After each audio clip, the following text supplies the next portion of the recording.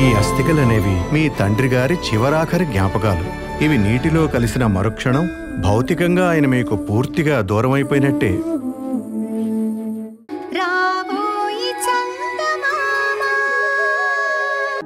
ఎక్కడో అక్కడ నా కొడుకు కోడలు సంతోషంగా ఉంటారని ఆలోచనతోటి నా జీవితం గడిపేసేదాన్ని. నా కొడుకుని చూడాలి అన్న ఒక్క ఆశతోటి వాణ్ణి వెతుక్కుంటూ వచ్చి చివరికి నా చేతులతోనే నా కొడుకుని కోడల్ని విడదీయాల్సిన పరిస్థితి ఏర్పడింది. వాడికిష్టం లేకపోయినా రుద్రాణితోటి వాడికి పెళ్లి జరిపిస్తున్నాను. రేపు వాడి జీవితం ఎలా ఉంటుందో, పాప భవిష్యత్తు ఏమవుతుందో ఇవన్నీ తలుచుకుంటుంటే చాలా బాధగా ఉంది స్వామి. చూడమ్మా, మనం జీవితంలో ఎన్నో చేయాలనుకుంటాం, కానీ ఏవీ మన చేతుల్లో ఉండవు. ఆ భగవంతుడు ఏమి నిర్ణయిస్తాడో మనం అటువైపు ప్రయాణిస్తాం, అంతేనమ్మా. జరిగిపోయిన విషయం గురించి నువ్వు బాధపడి ప్రయోజనం లేదు. నువ్వు చెయ్యాల్సింది చేశావు, అంతేనమ్మా. కానీ ఒక జంటని విడదీసిన ఈ పాపం మాత్రం నన్ను జీవితాంతం వెంటాడుతూనే ఉంటుంది స్వామి. మనిషి ప్రాణం పోవడం కంటే ఒక జంటని విడదీయటం పాపమేం కాదమ్మా.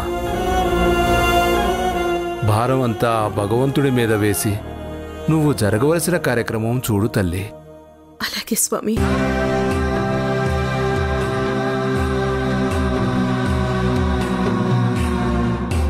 అమ్మా మీనాక్షి, నన్ను క్షమించమ్మా. నేను నీకు అబద్ధం చెప్పాను. నీ కోడలి అనారోగ్య పరిస్థితి నీకు తెలిస్తే నువ్వు తట్టుకోలేవని, అందుకే ఈ అబద్ధం ఆడవలసి వచ్చిందమ్మా నేను. మరికొద్ది రోజుల్లో మీ కోడలు మీకు దూరం అయిపోతుందన్న బాధని మీరు తట్టుకోలేరు. ఆ అమ్మాయి దూరం అయిపోతే మీ అందరి జీవితాలు తలకిందులైపోతాయని తెలిసి నీ కొడుక్కి నీ కోడలు మరో పెళ్లి చేయాలని నిర్ణయించుకుంది. తను గట్టిగా నిర్ణయించుకుంది. తన ఆలోచనలో న్యాయం ఉంది కాబట్టి కాషాయం కప్పుకొని కూడా అబద్ధం చెప్పవలసి వచ్చిందమ్మా. నన్ను క్షమించమ్మా.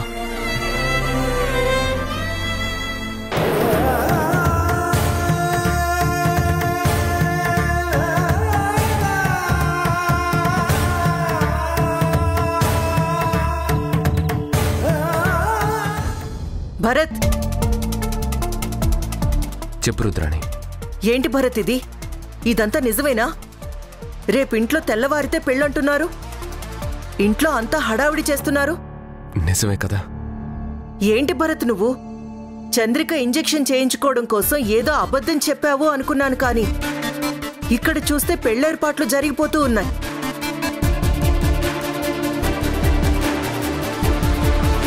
ఎందుకు భరత్ ఇదంతా? నేను నీకు అబద్ధం చెప్పలేదు రుద్రాణి, నిజమే చెప్పాను. మనిద్దరికి పెళ్లి జరగబోతోంది.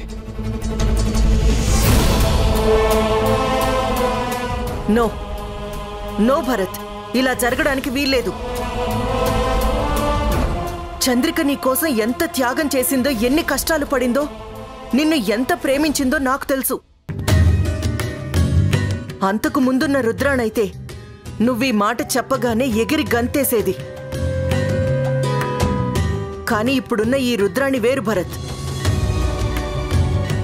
ఓసినీ పర్ఫార్మెన్స్ తగలడా? ఏం చెప్తున్నావే డైలాగ్స్? రైటర్ అవసరం కూడా లేకుండా నీ అంతటా నువ్వే రాసేసుకున్నట్టున్నావు. వామ్మో, నీది మామూలు పర్ఫార్మెన్స్ కాదు. వద్దు భరత్, నేను మీ ఇద్దరిని విడదీసి ఆ పాపం నేను మూటగట్టుకోలేను. వెంటనే ఈ క్షణమే నేను ఇక్కడి నుంచి వెళ్ళిపోతాను. ఆగు రుద్రాణి, ఎక్కడికి వెళ్తావు? తెలీదు భరత్. తెగిన గాలిపటం ఎక్కడికి వెళ్తుంది అంటే ఏం చెప్తుంది?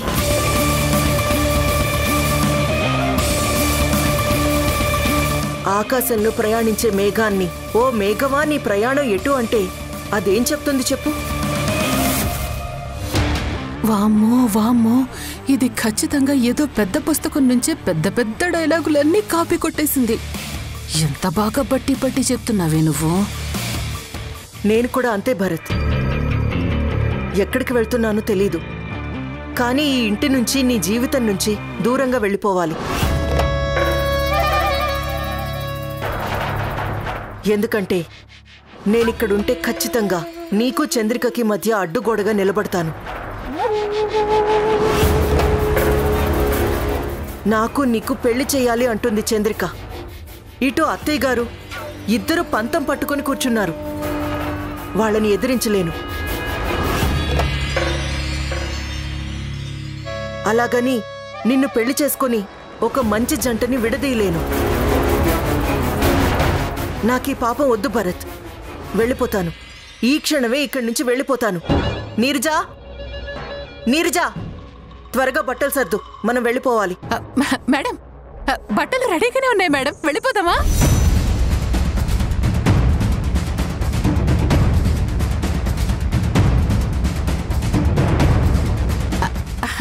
అదే మేడం, మీరంటుంటారు కదా, ఎప్పుడైనా మనం ఇంట్లోంచి వెళ్ళిపోవలసిన వాళ్ళమేను, బట్టలన్నీ ఎప్పటికప్పుడు రెడీ చేసి పెట్టు అని చెప్తుంటారు కదా. మీరు అడగగానే అది గుర్తు చేశాను, అంతే.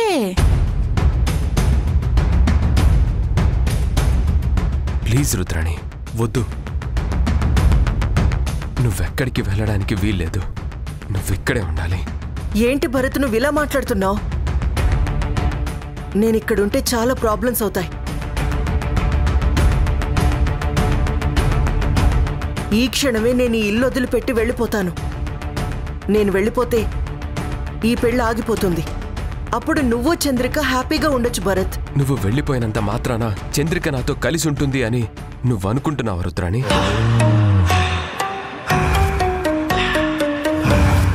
అది జరిగే పని కాదు.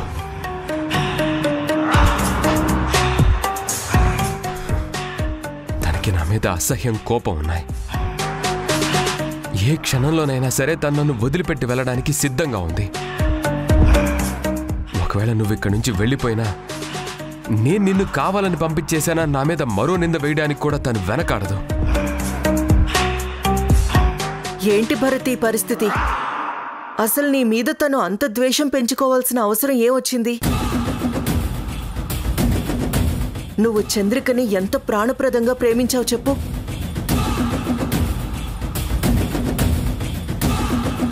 నేను చెప్తున్నాను భరత్, నిజంగా నీ జీవితంలో చంద్రిక అనేది లేకపోయుంటే ఈ పాటికి నా మెళ్ళో ఎప్పుడో తాళి కట్టేవాడివి.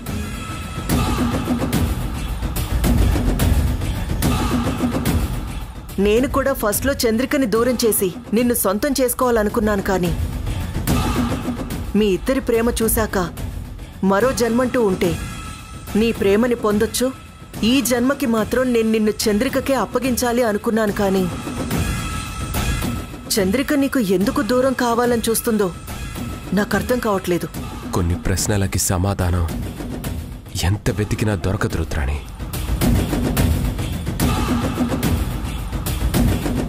నువ్వెలాగో నన్ను పెళ్లి చేసుకోవాలని కోరుకున్నావు కదా, కనీసం నీ కోరిక తీర్చిన వాడినైనా అవుతాను. నీకు అభ్యంతరం లేకపోతే రేపు పొద్దున నీ మెడలో తాళి కడతాను.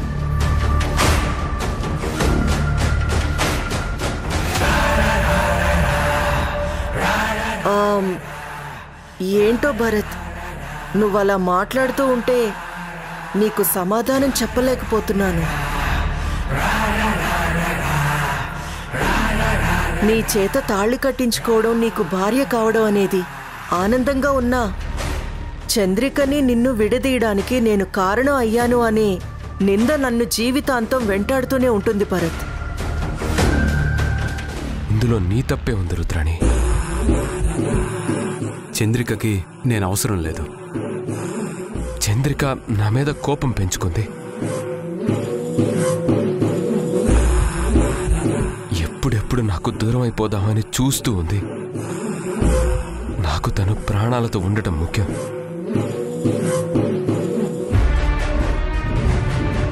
నేను తనకి దూరం అయినా తను ప్రాణాలతో మిగిలితే అంతే చాలు.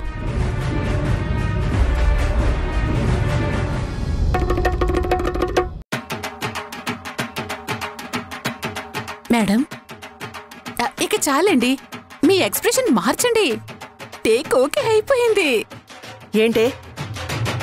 ఏంటి టేక్ ఓకే అయిపోయేది?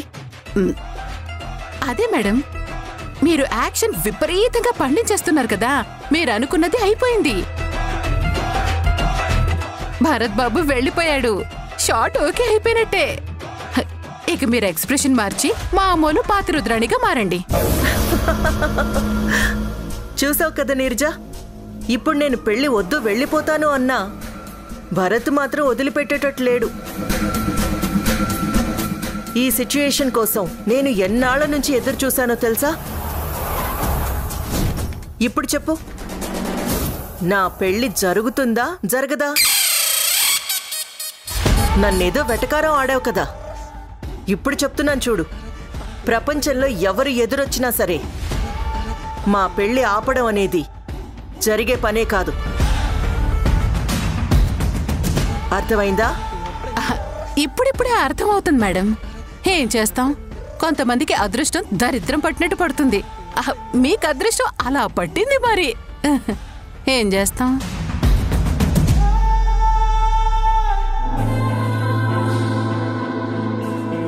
బాబు, డెకరేషన్ అంతా పూర్తయిపోయిందా? అవుతుంది మేడం. త్వరగా పూర్తి చేయి.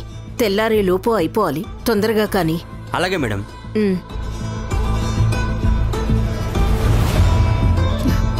డెకరేషన్ చాలా బాగుంది అత్తయ్య. హడావిడిగా పెళ్ళంటే ఎలా చేస్తారో ఏంటో అనుకున్నాను, కానీ చాలా బాగా ఏర్పాటు చేశారు. అత్తయ్య, ఆలస్యం చేయకుండా వెంటనే పెళ్లి పెట్టి చాలా మంచి పని చేశారు. ఇంకా బయట కళ్యాణ మండపాలు మాట్లాడి 10 మందిని పిలిచి హడావిడి చేసి ఇంకా పెళ్లి లేట్ అవుతుందేమో అనుకున్నాను, కానీ వెంటనే ఈ ఇంట్లోనే ఏర్పాట్లు చేసి చాలా మంచి పని చేశారు అత్తయ్య. నా కళ్ళ ముందే పెళ్లి జరుగుతుంది. ఈ పెళ్లి చూశాను అన్న ఆనందమైనా నాకు మిగులుతుంది అత్తయ్య.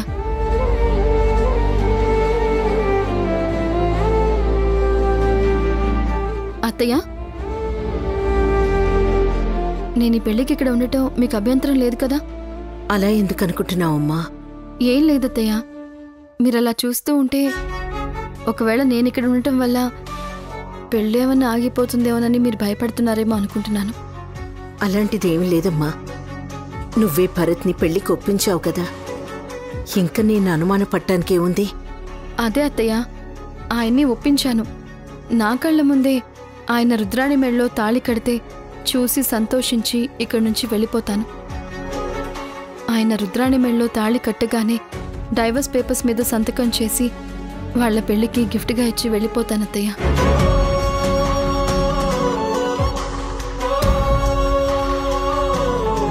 అయ్యో అత్తయ్య, ఒకవేళ నేను ఇక్కడ ఉండటం వల్ల ప్రాబ్లం అవుతుందనుకుంటే నేను ఇప్పుడే వెళ్ళిపోతాను అత్తయ్య.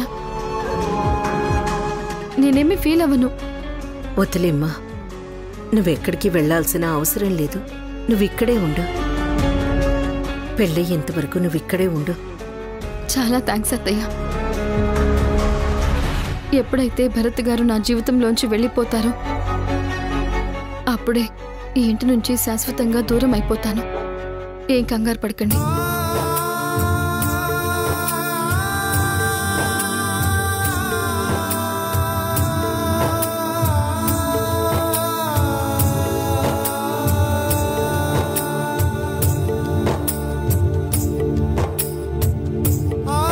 భగవంతుడా, అన్ని కష్టాలు తీరిపోయి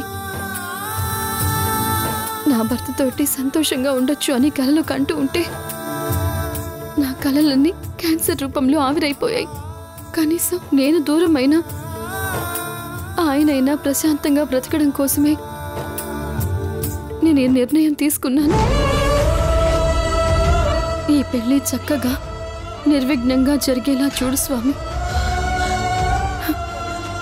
నా కళ్ళతో నా భర్త పెళ్లి చూసి నేను శాశ్వతంగా నీ దగ్గరికి వచ్చేస్తాను స్వామి, వచ్చేస్తాను.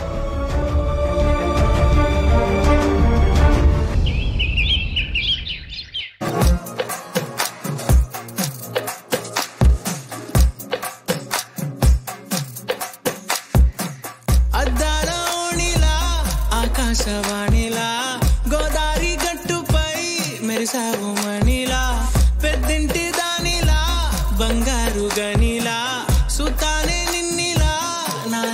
కన్నులా కళ ఉన్న కళ్ళకే కాటుకే ఎలా మా వీధి వీధంతా దిష్టి కొట్టేలా సన్నాయి మొదలా సందేళ పాటలా సందళ్ళే తెచ్చావే నీలా. నీరజ, అలా చూస్తూ కూర్చుంటావేంటి? ఆ బాస్కం ఇలా అందుకో.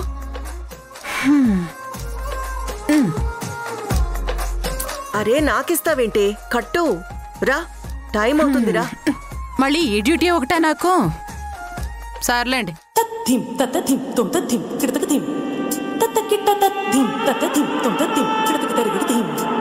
మెల్లగా.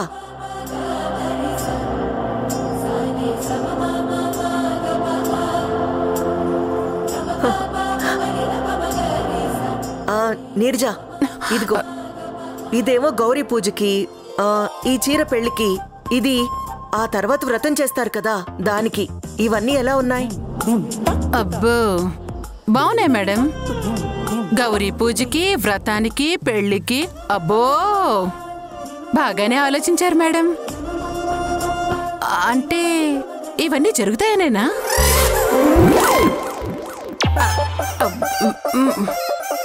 కొట్టానంటే గోడకి బల్లిలా అతుక్కుంటాం. శుభమా అంటూ పెళ్లి చేసుకుంటుంటే జరుగుతాయా అని అలా అపశకునంగా మాట్లాడుతున్నావు. ఇది నేను మాట్లాడింది కాదు మేడం. ఉన్న సిచ్యుయేషన్ అలా డిమాండ్ చేస్తుంది. నేనేం చేస్తాను చెప్పండి? ఏంటా సిచ్యుయేషన్? అది కాదు మేడం. సరే, ఎన్ని ప్రయత్నాలు చేసినా మొత్తానికి అనుకున్నది సాధించేశారు. మాయ చేశారో మర్మమే చేశారో ఏం చేశారో మొత్తానికి ఏమైతేనేం చంద్రిక చేత మీనాక్షి గారి చేత ఒప్పించి భారత్ గారి చేత తాళి కట్టించుకోవడానికి రెడీ అయిపోయారు. కానీ ఆ పెళ్లి చేసుకునేదేదో చక్కగా ఏదైనా కళ్యాణ మండపంలోనో, అదే కాదంటే కనీసం ఏ గుళ్ళోనో చేసుకోవచ్చు కదా. తీసుకొచ్చి ఇంట్లోనే చేసుకోవాలా? ఇంట్లో అయితే ఏమైంది నీరజ? మేడం, అసలు ఈ ఇంటి వాస్తే మంచిది కాదు మేడం. ఈ ఇంట్లో శుభకార్యాలు అంతగా అచ్చిరావు మేడం, మీకు తెలుసు కదా. ఆల్రెడీ ఇదే ఇంట్లో దాదాపు 1, 2, 3 సార్లు పెళ్లి కూతురుగా రెడీ అయి కూర్చున్నారు. పెళ్ళైందా? అవ్వలేదు కదా. లాస్ట్ మినిట్ వరకు చాలా హ్యాపీగా ఉంటారు. లాస్ట్ లో ఏదో ఒక ట్విస్ట్ జరుగుతుంది అంతే. మేడలో ఉన్న పూలదండ తీసి నేలకి విసిరి కొట్టేసి భరత్ వెళ్ళిపోతాడు. అందరూ కలిసి మిమ్మల్ని నానా చివట్లు పెడతారు మేడం. ఇది రొటీన్ గా 3 సార్లు జరిగింది కదా మేడం.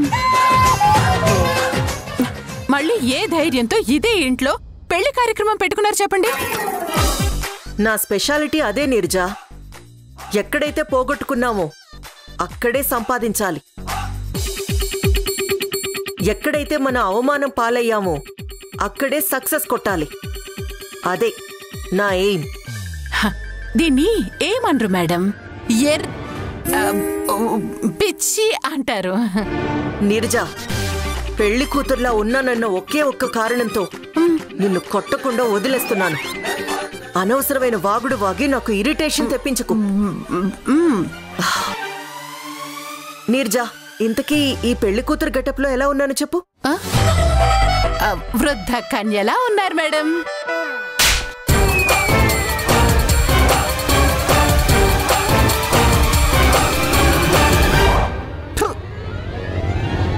ఏయ్, ఏమన్నావే? వృద్ధ కన్యనా? పోండి మేడం. మీరు ఊరుకున్న వాళ్ళు ఊరుకున్నట్టుండక నన్నేదో ఒక క్వశ్చన్ అడుగుతారు. నేనేమో నిజాలు చెప్పి చస్తాను, మీరేమో నా చెంప పగలు కొడతారు. మీరెలా ఉన్నారు నన్ను అడగడం ఎందుకు? అద్దంలో చూస్తుంటే మీకు తెలియట్లేదు? 20 ఏళ్ల క్రింద ఉన్న మీ గెటప్ కి ఇప్పుడున్న మీ గెటప్ కి తేడా తెలియట్లేదు? మళ్ళీ నన్ను ప్రత్యేకంగా అడగడం, అడిగి నా చేత ఏదో ఒకటి అనిపించుకోవడం, పైగా మళ్ళీ నన్ను కొట్టడం, ఇదంతా అవసరమా చెప్పండి? ఒసేయ్, అది నోరా కుప్పతొట్ట. ఎందుకే అలా మాట్లాడతావు? 20 ఏళ్ళంటే 20 ఏళ్ళు. అదే మేడం, ఎప్పుడో 20 ఏళ్ల క్రితం జరగాల్సిన పెళ్లి ఇప్పుడు జరుగుతుంటే ఆ తేడా మాకు తెలిసిపోతుంది కదా మేడం. ఏయ్, నువ్వు నోరు ముయ్యవే. పిచ్చి పిచ్చి వాగుడు వాగావంటే పళ్ళు రాలిపోతాయి. భరత్కి నాకు పెళ్లి జరగబోతుందని నీకు కుళ్ళు. ఇది కుళ్ళు కాదు మేడం, ఆశ్చర్యం. ప్రపంచంలో 7 వింతలున్నాయంట. మరి 8వ వింత ఇప్పుడు చూస్తుంటే ఆ మాత్రం ఆశ్చర్యం కలుగుతా చెప్పండి. భరత్ గారితో మీ పెళ్లి జరగడం అనేది నిజంగా 8వ వింత మేడం. అదే జరిగిందంటే ఖచ్చితంగా గిన్నీస్ బుక్ లో మీ పెళ్లిని రికార్డ్ చేయాలని స్వయంగా నేనే లెటర్ రాస్తాను మేడం. అబ్బా, నువ్వేం చేయొద్దు కానీ అనవసరంగా పుల్లలు పెట్టకుండా ఉంటే చాలు. రా, నాకొచ్చి బుగ్గను చుక్కపెట్టు. రా. బుక్కన చుక్క దిష్టి తగలకుండా ఉండటానికి పెడతారు మేడం. మీరే పెద్ద దిష్టి బొమ్మలా ఉన్నారు.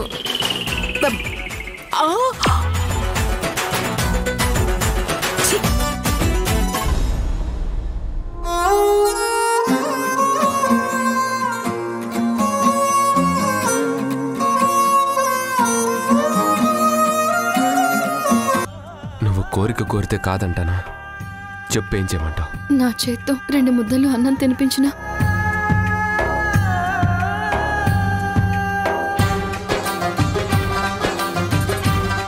మళ్ళీ నాకు ఈ అవకాశం వస్తుందో రాదో నేను తినిపిస్తాను.